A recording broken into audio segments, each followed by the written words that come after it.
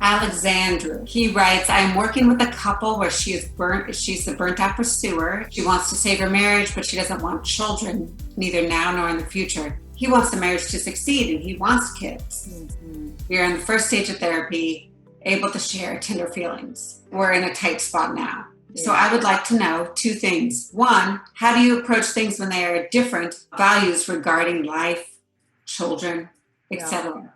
Yeah. And two, what do you hear when clients speak about their needs for independence in terms of like attachment? So my way of responding is we as EFT clinicians or process consultants, we zoom out, create safe space, and to ask the couple, what do they want to do about their differing goals, values, whatever the content might be. In this case, it's whether or not to have kids or who wants kids and who doesn't.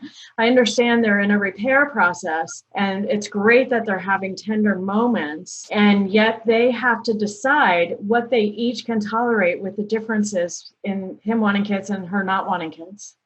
Because we could make meaning about that for ourselves. I mean, we only have our own experience to use in meaning making. It's not up to us to make the meaning. It's up to us to create this safe space for them to process what this difference, what it evokes emotionally, and what they each want to do about it. And it's similar for the second part of the question around independence and how dependent one wants to be or not. Do I get my needs met other places? I'm extrapolating. You're each good people. We're each getting out of our reactive states. We're getting out of our defenses. We're getting better and better access to primary. The more I hear about your primary, and we're starting to be able to share tender moments, and yet we have these differences. And how do these differences leave you feeling? And what do you want to do about these feelings you have when it comes to the actual content of children or not, or how much independence or not? It's hard to hold ourselves out of that. But again, our job, I have to remind myself constantly, create safe space, allow for the emotions to come alive and see how people make meaning. The fifth and final element of the emotion is the meaning making. So a lot of people will try to make decisions about important emotional things, having children or not, without going through the elements of the emotion. So EFT can be really helpful to make space. That's what I mean about safe space. Make space for people to process their pain and their angst around the differences, and even what comes alive emotionally from having tenderness with each other that maybe they haven't had in a while or ever. And then what do we do about these big differences in terms of children or independence? That's helpful. Instead of getting caught in like children or not having children, which is like, okay, session over, right? Like, where do you move from there? Yeah. Then we are going to talk about,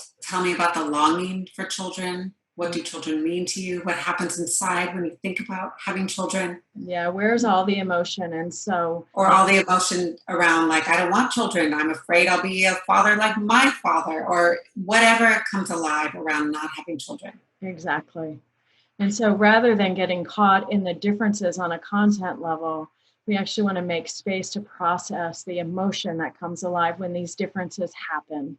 When this conversation happens, what is the emotion that you each feel? And that's what the EFT clinician is the expert in, is helping each partner make sense of their own emotion. It sounds agonizing, and just on behalf of the couple. But then if nothing else, people reach clarity, and as agonizing as it is to have clarity and, say we still have this difference in that, whatever that means to us as a couple, but at least I have integrity with myself, that I got clarity for myself and it's being honored. And that's something, even if it means something else goes away, like the relationship isn't viable anymore, or, It's chaos that's kind of unendurable, the inner chaos. Right.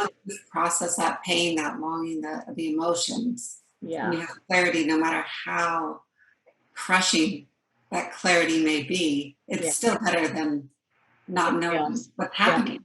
Right. Yeah. How is that zooming out? So when I say zoom out, this is me working hard to stay out of the content, even though the content's compelling. This is me not voting or giving advice.